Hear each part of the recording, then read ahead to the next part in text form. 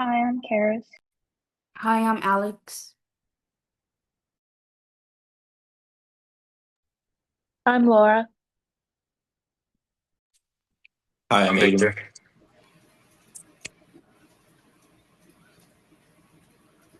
Hi, I'm Nell. All right, thank you, everyone.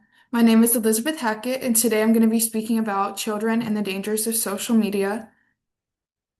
So picture this. A young girl is scrolling on social media. She sees a woman with big, long eyelashes, perfect hair, and a body that seems unreal. Now she begins to wonder why she doesn't look like that. What the child doesn't know is that the woman is using a body and face distorting filter. But since the child doesn't know that, they just begin to believe that they're ugly.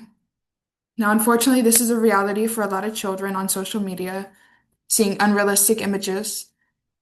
And now, social media is damaging to children in many ways because it targets their emotional vulnerability, damages their mental health, and hinders their education. Now, to fully understand how deep this exploitation goes, we'll first have to look at social media and how it targets the developing brain. Now, children's brains are rapidly developing every single day, especially their prefrontal cortex. Now, this area deals with impulse regulation, decision making, and risk understanding. Now, according to Guide 1999, this area controls impulse regulation and decision making and doesn't fully mature until age 25. But these children are exposed to social media much younger than that. Now, social media platforms are well aware of this and they use addictive features to take advantage of these underdeveloped brains.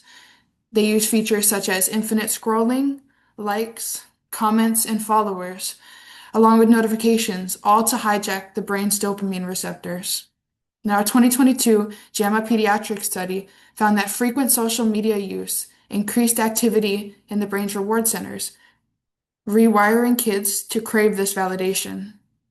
Now, this social media goes from harmless fun to a real addiction.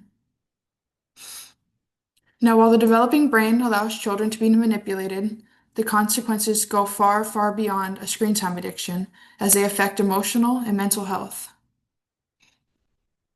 Now, social media exposure is linked to increased anxiety, depression, and suicidal ideation.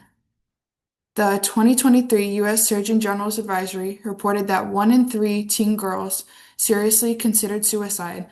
Now, that is up 60% in 10 years, largely due to online exposure. Now, these children constantly compare themselves to their peers, strangers, and even so-called influencers, and they set unrealistic expectations. They see people with perfect lives, perfect bodies, perfect families, and this leads these children to believe that they are less than. Now, these kids often associate likes and follower counts with their own self-worth, thinking that if another child or another person has more likes than them, more followers, somehow they are better than them. Now, this, according to Twenge and Campbell, this constant social comparison feeds depression, especially in preteens and teens. Now, mental health isn't the only aspect of their lives affected by social media. Their ability to focus and succeed in school is affected as well.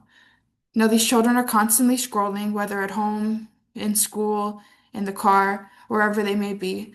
And this leads, as I said before, to issues in their dopamine receptors, as they're constantly looking for different sources of information. Now, social media multitasking interferes with their learning and memory system. Now, according to Mark 2008, it takes up to 25 minutes to refocus after checking a phone.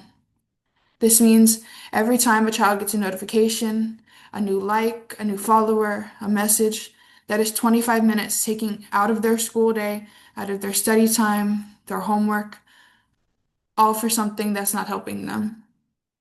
Now, these children get used to a constant changing of information, whether that's through infinite scrolling, as they're seeing different videos, different people, different topics, all within a span of a few minutes. Now, these children tend to scroll for hours upon end. And a study by Rosin found that students who engaged in frequent task switching, like checking social media while studying, had significantly lower academic performance and were only able to stay focused on a task for an average of 3 minutes before switching to a different activity. Now, tech companies are well aware of this addiction and use it to their advantage as they place ads and subliminal messages for these children, interrupting their education and their well-being. Now, these children are only able to study and retain information for more than a few minutes. This leads to poor test scores, poor grades, and overall falling behind in their life. Now, from brain development to classroom performance, children are paying the price for tech company profits. Now, the best thing we can do for these children as a society is parents should place limits on screen time for children, as well as monitor what their children is watching online, and tech companies should place limits for children as well.